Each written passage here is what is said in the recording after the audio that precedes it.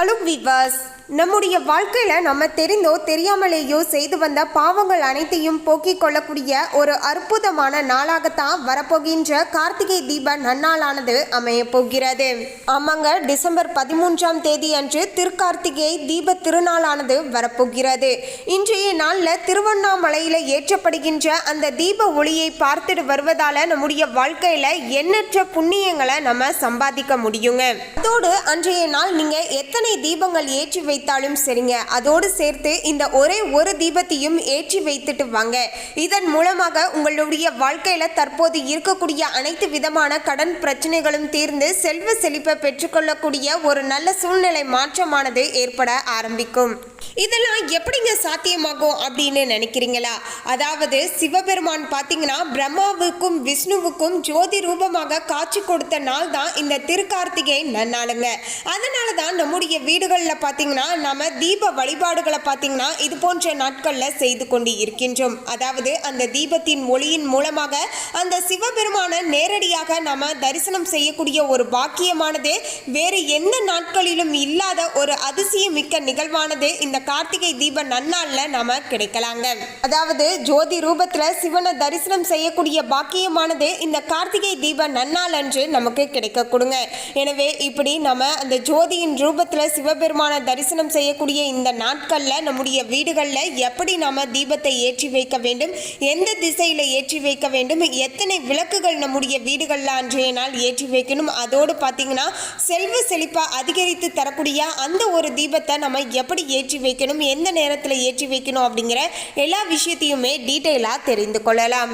அதுக்கு முன்னாடி இன்னும் நம்ம சேனலை சப்ஸ்கிரைப் பண்ணலன்னா சப்ஸ்கிரைப் பண்ணிடுங்க. அப்படியே பக்கத்தில் இருக்கக்கூடிய பெல் ஐகானையும் ப்ரெஸ் பண்ணுங்க. வாங்க வீடியோக்குள்ளே போகலாம். 13/12/2024 மகாலட்சுமிக்கு உரிய மங்களகரமான நாள் என்று சொல்லக்கூடிய வெள்ளிக்கிழமை அன்று தான் சிவபெருமான வழிபாடு செய்வதற்கு உரிய அருமையான நம்முடைய அத்தனை விதமான பாவத்தையும் போக்கி தரக்கூடிய அற்புதமான பிரதோஷத்தோடு இந்த முறை பார்த்தீங்கன்னா கார்த்திகை தீப நன்னாளானது வந்திருக்குங்க.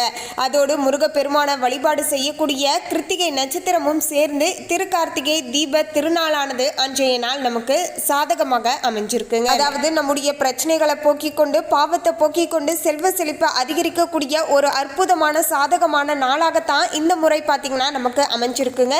ஸோ இந்த ஒரு அற்புதமான நாளை தவற விட்டாதீங்க. கட்டாயமாக கார்த்திகை தீப நன்னாள் அன்று உங்களுடைய வீடுகளில் 27 விளக்குகளை ஏற்றி வைக்க வேண்டுங்க.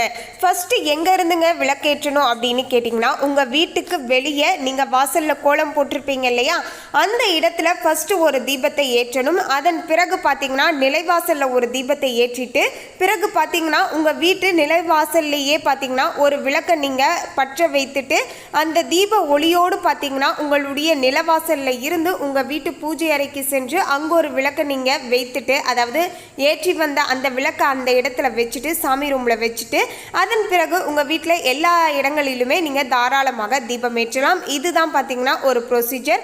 இதோடு பார்த்தீங்கன்னா இன்றைய நாள் நமக்கு வெள்ளிக்கிழமையாக மகாலட்சுமியுடைய ஒரு அம்சம் பொருந்தியதாக வந்திருக்கு என்பதன் காரணத்தால் பார்த்தீங்கன்னா நம்ம ஏற்றக்கூடிய தீபத்தில் பார்த்தீங்கன்னா ஃபஸ்ட்டு வந்து ஒரு தாம்பூல தட்டை எடுத்துக்கோங்க. அந்த தாம்பூல தட்டில் வந்து வெற்றிலையை வைத்து அதற்கு மேலே வந்து மகாலட்சுமிக்கு உரியது என்று சொல்லக்கூடிய பச்சரிசியை கொட்டி பரப்பி வச்சுட்டு அதற்கு மேலே பார்த்தீங்கன்னா ₹1 நாணயத்தை வைப்பதோடு ஒரு சின்னதாக அகல் விளக்கு வைத்து நல்லா ஞாபகம் வச்சுக்கோங்க. நீங்கள் வீடுகளில் தீபம் ஏற்றும் போது நல்லெண்ணெய் ஊற்றி ஏற்றலாம். ஆனால் இந்த ஒரே ஒரு தீபத்தை மட்டும் நெய்யை ஊற்றி பஞ்சுத்திரியை போட்டு தீபத்தை ஏற்றி வைக்க வேண்டுங்க. இதன் மூலமாக கடன் பிரச்சனைகள் தீர்ந்து செல்வ செழிப்பானது ஏற்படக்கூடிய நல்ல சூழ்நிலை மாற்றங்களானது தொழில் ரீதியாக ஏற்படுங்க. வீட்டில் இருக்கக்கூடிய கெட்ட சக்திகள் நீங்கிவிடும், பாவங்கள் தீர்ந்துவிடும். பாவங்கள் தீர்ந்து விட்டாலேயே தன்னால் எல்லா விதமான நன்மைகளும் பார்த்தீங்கன்னா ஒவ்வொன்றாக உங்களுக்கு நடக்க ஆரம்பிக்கும் அப்படின்னே சொல்லலாம். மேலும் திருவண்ணாமலை என்று சொன்ன உடனேயே நமக்கு 2 விஷயம் தாங்க ஞாபகத்துக்கு வரும். ஒன்று பார்த்தீங்கன்னா வருடத்தில் ஒரு முறை மட்டுமே ஏற்றக்கூடிய அந்த கார்த்திகை தீப நன்னாள் அன்று மலை உச்சியில் ஏற்றப்படுகின்ற அந்த தீபம். இன்னொன்று பார்த்தீங்கன்னா அந்த கோவிலில் வந்து கிரிவலம் வருவது ரொம்பவே ஸ்பெஷல் அப்படின்னு சொல்லலாங்க. பொதுவாகவே திருவண்ணாமலை அப்படிங்கிறது சித்தர்களுடைய பூமி என்றே சொல்லலாங்க. இங்கு பார்த்தீங்கன்னா சிவனே மலையாக அமர்ந்து இருப்பதால தான் கைலாயத்திற்கு இணையான ஸ்தலம் என்று பக்தர்களால் போற்றப்படுகின்ற ஒரு சிறப்பான கோவிலாக இந்த திருவண்ணாமலையானது அமைஞ்சிருக்குங்க. இங்கு 14 கிலோமீட்டர் தொலைவிலான சுற்றுவட்ட பாதையில் தினமுமே பொதுமக்கள் பார்த்தீங்கன்னா கிரிவலம் வந்து கொண்டு இருக்காங்க. குறிப்பாக சொல்லணும்னா மாதந்தோறும் வரக்கூடிய பௌர்ணமி நாளில் லட்சக்கணக்கான பக்தர்கள் இங்கு கிரிவலம் வந்து கொண்டு இருக்காங்க. அந்த வகையில் இந்த ஆண்டு திருக்கார்த்திகை தீபமானது வருகின்ற 13ஆம் தேதி கோலாகலமாக கொண்டாடப்பட உள்ளதுங்க.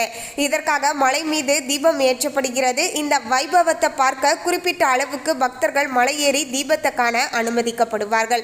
இந்த நிலையில தான் பெஞ்சல் புயலால திருவண்ணாமலையில தீபம் ஏற்றக்கூடிய மலை பாதையில தான் பார்த்தீங்கன்னா மண் சரிவானது ஏற்பட்டு பெரும் சேதமானது கடந்த சில நாட்களுக்கு முன்பாக ஏற்பட்டு இருந்தது என்பது எல்லோருக்குமே தெரியுங்க. இதையடுத்து தான் அங்கு ஆய்வு செய்த ஐஐடி குழுவினர் மண்ணில் ஸ்திரத்தன்மை குறைந்து இருப்பதாக தெரிவித்துள்ளனர். இந்த நிலையில தான் திருக்கார்த்திகை தீபத்தை மலையேறி போய் காண முடியுமா என்ற கேள்வியானது எழுந்துள்ளதுங்க.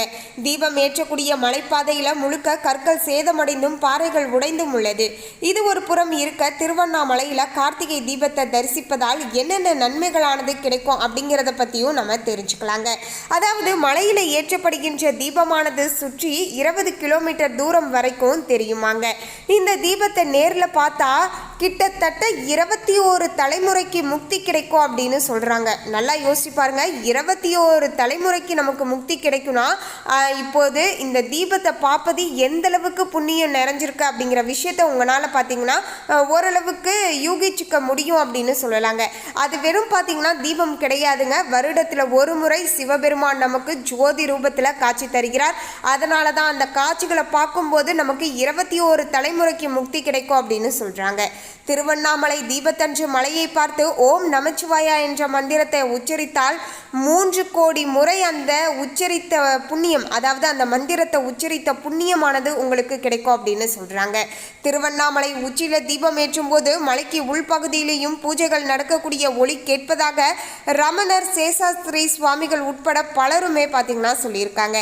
திருவண்ணாமலையில் கார்த்திகை தீபம் ஏற்றப்பட்டதுமே தீபத்தை வணங்கிவிட்டு கிரிவலம் வந்தால் ஆன்ம சக்தியானது அதிகரிக்கும்.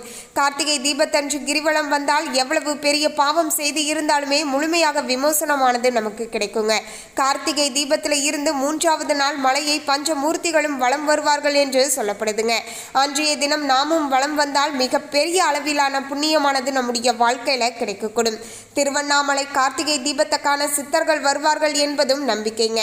அப்படி வரக்கூடிய சித்தர்கள் மலை உச்சியில தீபம் ஏற்றக்கூடிய கொப்பரை நெய்யில சக்தி வாய்ந்த சில மூலிகை தைலங்களை சேர்த்து விடுவதால அதுல இருந்து வரக்கூடிய புகையானது தீய சக்திகளை அழிக்கக்கூடிய திறன் கொண்டவையாகவும் இருக்கக்கூடுங்க. நம்முடைய உடல் உபாதைகளையும் தீர்க்கக்கூடிய வல்லமை கொண்டது. தீபத்தன்று கிரிவலம் செல்லக்கூடியவர்களுக்கு 1000 அஸ்வமேத யாகம் செய்த பலனானது உங்களுக்கு கிடைக்கும் அப்படின்னு சொல்லுவாங்க. மலையில ஏற்றப்படுகின்ற இந்த தீபமானது சுமார் 11 நாட்கள் வரைக்கும் தொடர்ந்து பார்த்தீங்கன்னா எரிந்து கொண்டே இருக்குங்க. இந்த நேரத்தில் எத்தனை தான் காற்று மழை வந்தாலுமே இந்த தீபம் மட்டும் அணையாமல் தொடர்ந்து எரிந்து கொண்டே இருப்பது தான் இங்கு சிவனுடைய ஒரு அம்சமாகவே அமைஞ்சிருக்குங்க. அதாவது சிவனுடைய அருளாசியால் மட்டும்தான் பார்த்தீங்கன்னா இந்த தீபமானது எத்தனை மழை புயல்னு வந்தாலுமே அந்த தீபம் மட்டும் அணையாமல் தொடர்ந்து எரிந்து கொண்டே இருக்கிறது. பஞ்சபூத ஸ்தலங்களில் நெருப்பு ஸ்தலமாக உள்ளதே இந்த திருவண்ணாமலை தாங்க. அதாவது நமக்கு நெருப்பு ரூபத்தில் ஜோதி ரூபத்தில் இனி சிவபெருமான் நமக்கு காட்சி தரப்போகிறார். இந்த ஒரு காட்சிகளை உங்களால் நேரடியாக சென்று பார்க்க முடியவில்லை என்றாலுமே அன்றைய நாள் பார்த்தீங்கன்னா உங்களுக்காக, அதாவது நம்முடைய சப்ஸ்கிரைபருக்காக பிரத்யேகமாக நேரடியாக அங்கே நடக்கக்கூடிய காட்சிகளை பார்த்தீங்கன்னா நம்முடைய சேனல்லையே கூட பார்த்தீங்கன்னா நம்ம ஒளிபரப்புவோம். அந்த காட்சிகளை நீங்கள் மனதார உங்களுடைய வீடுகளிலேயே இருந்து வழிபாடு செய்துக்கோங்க. ஏன்னா நம்ம எந்த இடத்துல இருந்து அந்த கடவுளை நம்ம நினைத்து வழிபாடு செய்தாலுமே அந்த கடவுளுடைய அருளாசியானது நமக்கு பரிபூரணமாக கிடைக்கும் அப்படிங்கிறது ஒரு நிதர்சனமான உண்மைங்க. ஸோ மறக்காமல் இந்த முறை அந்த ஒரு தீப ஒளியை பார்த்துட்டு வாங்க. உங்களுடைய வாழ்க்கையில் இருக்கக்கூடிய அனைத்து விதமான இருள்களுமே நீங்கி அந்த தீப ஒளி போல உங்களுடைய வாழ்க்கையுமே பார்த்தீங்கன்னா பிரகாசிக்க ஆரம்பிக்குங்க.